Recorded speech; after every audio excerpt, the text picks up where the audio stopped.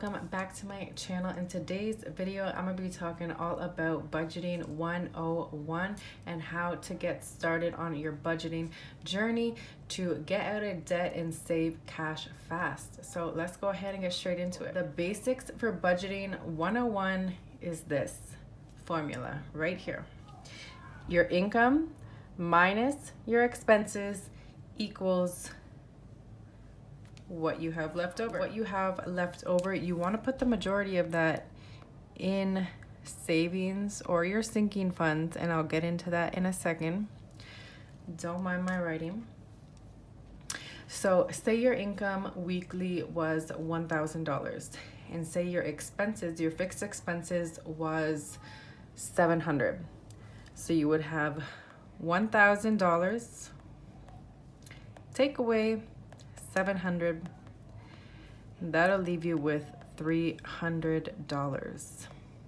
And what you choose to do with that $300 is ultimately up to you. But if you're trying to get out of debt, if you're trying to save, if you're trying to get those sinking funds, cash envelopes stuffed and good to go for your future, you could leave a small percentage of this for spending, and a large percent of it you want to put in your savings or go towards your debt or whatever it is that your goal is for your budgeting journey. Now, some of you might be asking, how do you know your fixed expenses? So this is something that you're paying monthly, like your mortgage, your rent, car payments, car insurance, home insurance, utility bills, cell phone bill, all of that things. All of those things are your fixed expenses.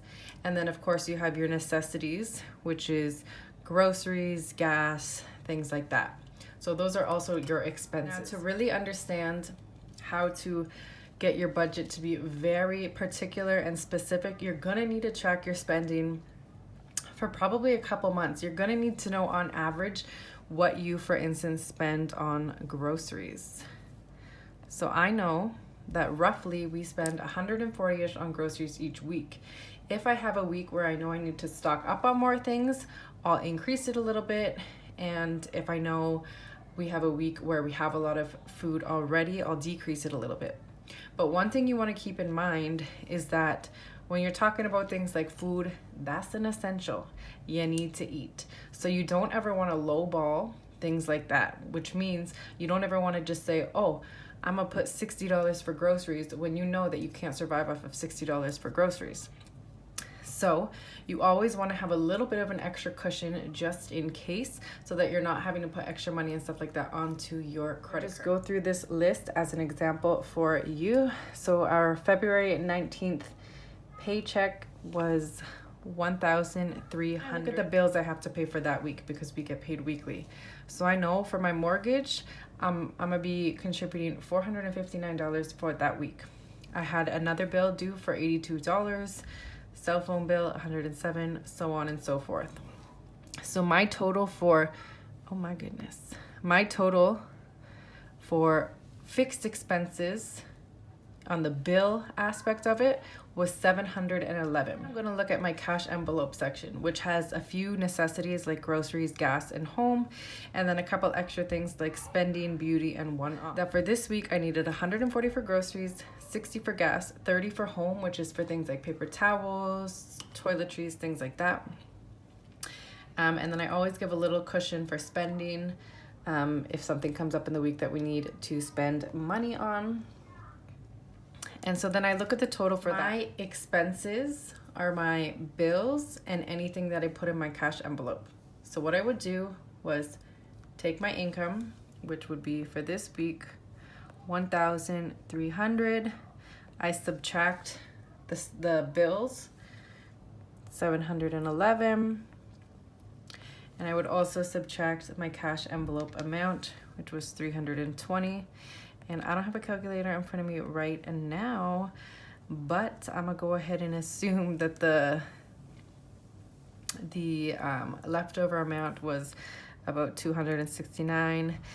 Don't come for me if it's wrong. I don't have a calculator right now, but that is the calculation you want to do. Your income minus your fixed expenses, which are your bills and your necessities, equals how much you have left over. Now, what you do with this leftover is everything. My sinking funds, which I've combined also with my savings. I do have some separate savings in my bank accounts that has nothing to do with any of this, for like my son's future, mine and my husband's future, things like that. But this is my sinking funds, savings funds type of thing. Now, a lot of people have questions on how do you know how much to put in what sinking funds. Basically, what you have to do is look at your priorities, look at the necessities that you need to save for, and go based off of that. So I know that my property taxes is a necessity. That's something that I have to prioritize every week, every month. I put $100 in property tax for that.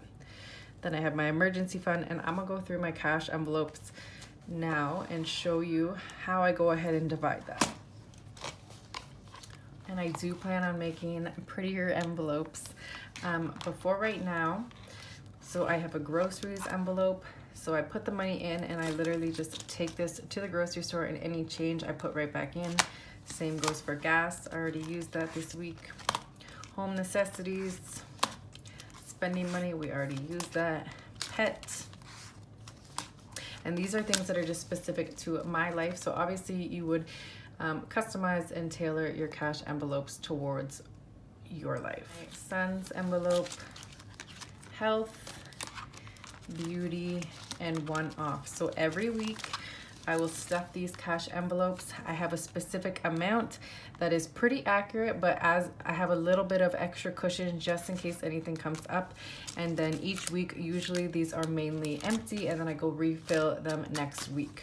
So I'm on a strict budget with my cash envelope. Savings, sinking funds, envelopes. I have a lot of envelopes in here. I'll kind of go through and explain. I have my savings. So property tax, I have this first because it is a priority. We spend over $4,000 a year in property tax for our house. So this is a priority, always needs to get stuffed. Emergency savings. My son's schooling. So again, this is stuff I'm contributing to every single week because it's a necessity and it's something that has to get paid, and you build it up over time with a specific goal amount and end date in mind. Holiday, right now we're saving for Easter. Car maintenance, birthdays and gifts, back to school. And for instance, back to school, I have not prioritized that right now because it is only the beginning of March. So this is something I'm gonna start stuffing in a few months, but like I said, you have to decide what is priority for you and your home. Date night, family time, clothes, home renovation, decor type of stuff. Wants. So right now we don't have this because it's not a priority, but this is for anything that me or my husband might want. Vacation. This is future business endeavors. I have to redo these envelopes, but this is just, I've been just keeping change in here. Debt snowball. I'll get into that in a separate video. Saving for the future for baby number 2. We do live and purchased a new home, but we eventually will be moving into a forever home, so we will eventually be saving for that, for things like renovations and stuff. And then my son's future. So I stuff both of these every week, with the cash envelope being the priority of necessities with things like groceries, and then this is the savings. And I'm super particular with how I do it because I have a goal in mind. I hope that this was helpful for you on getting started in your budgeting journey. You really have to kind of plan out and know and understand what your income is, what your bill amounts are, things that need to be paid that you don't have a choice, necessities like food, gas, things like that. And then it is up to you to decide how much you're going to allocate for things like your sinking funds and savings, and to set it up in the best strategic way for you. So I hope that this was helpful. Thank you so much for watching. Don't forget to subscribe to my channel, and I'll see you guys next time. Bye.